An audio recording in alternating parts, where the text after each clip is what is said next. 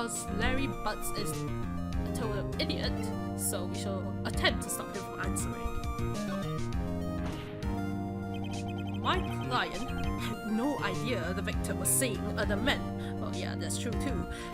That question is irrelevant to this case.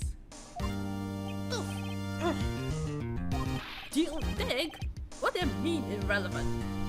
That cheating she-dog. Because clearly they couldn't put the word bitch in this game. I'm gonna die. I'm just gonna drop dead. Yeah, and when I meet her in the afterlife, I'm going to get to the bottom of this. Totally helping your own case, Larry. Shall we continue with the trial? Oh, sorry. Let's continue with the trial, shall we? I believe the accused's motive is clear to everyone. Yes, quite. Oh boy, this is so not looking good. Next question.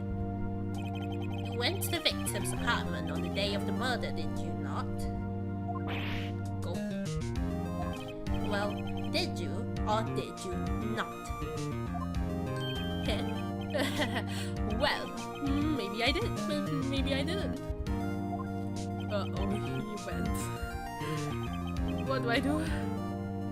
Okay, we can have him answer honestly or stop him from answering. Because, as we mentioned before, he's a total idiot, so we shall try and stop him.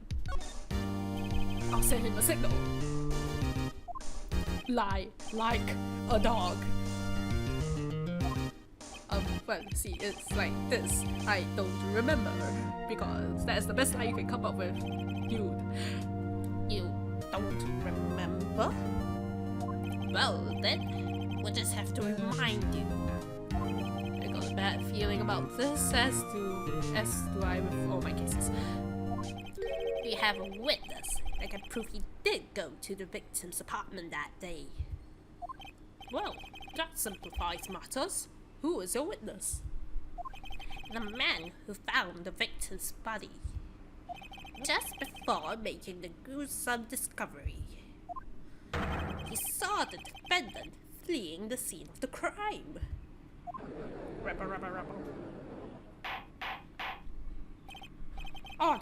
Order in the court. Mr. Payne, the prosecution may call its witness.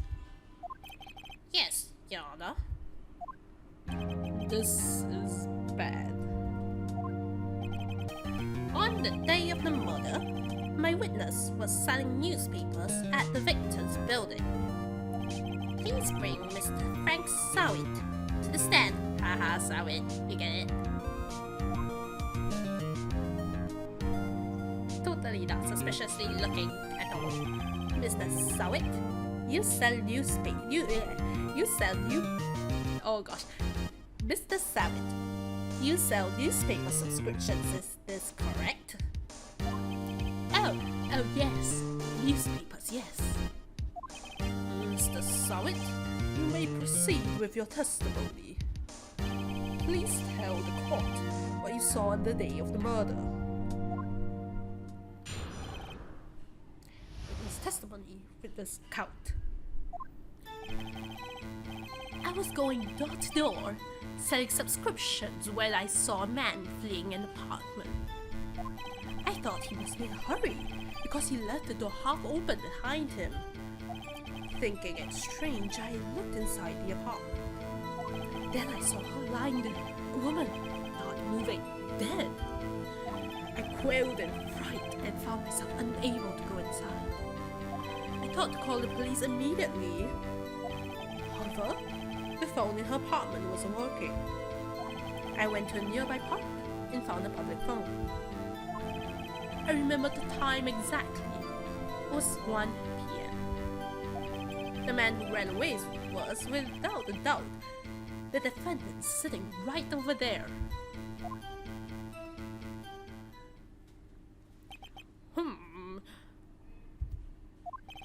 Larry, why didn't you tell the truth? Because I definitely didn't signal to you that. I can't defend you against a testimony like that. Incidentally, why wasn't the phone in the victim's apartment working? Your Honor, at the time of the murder, there was a blackout in the building. Aren't phones supposed to work during a blackout? Yes, Your Honor. However, some cordless phones do not function normally. The phone that Mr. Sawit used was one of those. Your Honor, I have a record of the blackout for your perusal. Blackout record added to the court record. Now, Mr. Wright. Yes, Your Honor. You may begin your cross-examination. Cross-examination, Your Honor? Alright, right. This is it. The real deal. Making it sound all dramatic and stuff. What exactly am I supposed to do? Why, you exposed the lies in the testimony the witness just gave. Lies? What? He was lying? Oh my gosh, Felix. Okay, never mind. Your client is innocent, right? Then that witness must have lied in his testimony. Or is your client really guilty? Exclamation marks. How do I prove he's not? You hold the key. It's in the evidence. Compare the witness testimony to the evidence at hand. There's bound to be a contradiction in there. First, find contradictions between the court record and the witness testimony. Then, once found the contradicting evidence, present it and rub it in the witness' face. Wow, that was dramatic. Okay. Touch the court record button and point out contradictions in the testimony. Okay, cross-examination, witness account. I was going door to door selling subscriptions when I saw a man fleeing an apartment. Right. Let us press this. Hold it. Isn't the man leaving an apartment a common sight? I find it odd you would take notice of him and look into the apartment immediately afterwards. Or her. I don't know. He just seemed strange to me, that's all. Like he was mad, yet frightened at the same time. Just like a criminal fleeing the scene of crime. The defense requests that the witness refrain from conjecture. Of course. What the fake witness means is that the man he saw looked suspicious. So, what happened next? I thought he must be in a hurry because he left the door half open behind him. Shall we press that?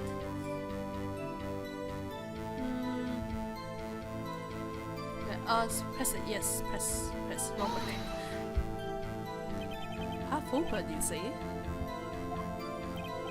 Yes, the door was open halfway, yes. I watched for a moment, but no one came close to close the door. That's odd. In a big city like this, I thought, where are they? I see. And what happened next? Thinking it strange, I looked inside the apartment. Oh my gosh. Why would you do that? Okay, press. What gave you the idea to do that? Well, the door was half open, you see. Isn't it only human to want to peek? Because you totally don't sound creepy doing that? We climb mountains because they're there, it's the same thing. Truer words have never been spoken. Anyone would look inside, and now we know what Mr. Payne does in his free time. Why did Payne cut him off so quickly? So you looked into the apartment. What happened then? Then I saw her lying there, a woman, not moving, dead.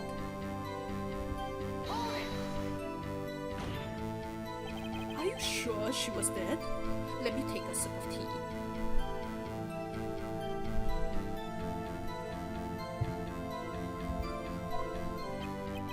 Well, no, I guess I wasn't.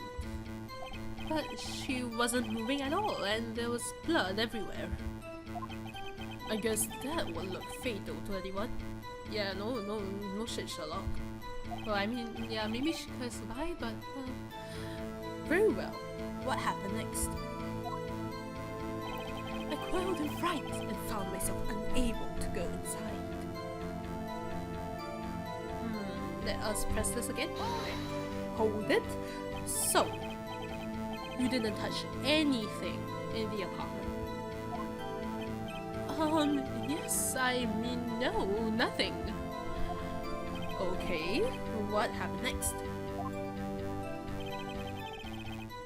I thought to call the police immediately.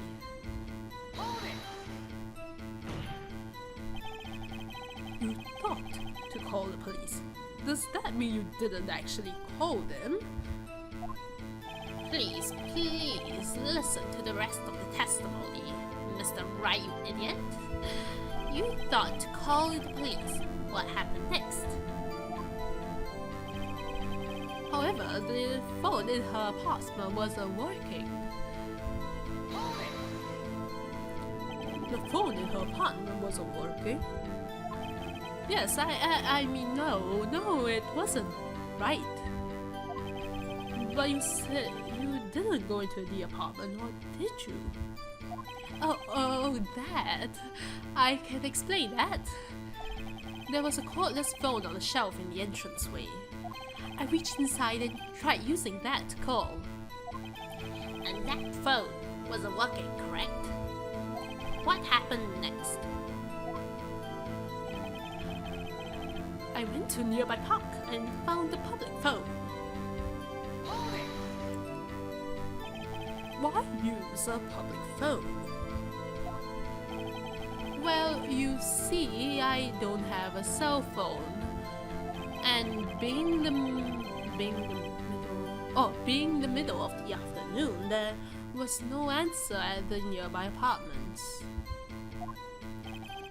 Alright, what time did you call again? I remember the time exactly. It was 1 PM. Oh no, I forgot to press that. Press it, because you press everything in Phoenix, right? Press. 1 PM? Are you certain? Yes, absolutely. Seems really confident. 1 PM? Right. Doesn't that seem strange to you? Present some evidence to contradict him. Oh, I remember the time exactly. It was 1 PM. Let's just look at the rest of it. Let's just press this first. Press. Are you absolutely 100% positive? Yes, it was him. No mistake about it. The witness says he's certain. The man who ran was, without doubt, the defendant sitting right over there. That's all of it. There must be a contradiction in there somewhere. Examine the court record button if something strikes you as being suspicious. Then, find the evidence that contradicts his testimony and present it to him. Yes, sigh, okay. Well, it was, okay, yes. Okay, it's strange. I saw her. I quoted the Wright because you're a coward. I thought, la. Ah, here, yes. Let me look at some... Present. Let me say... Is it the autopsy report? Yep. Looks like it. Let me present this. Present. Ah, yes. The music stops. That is always a good sign. You found the body at 1 PM. You're sure? Yes, it was 1 PM for certain. Frankly, I find that hard to believe.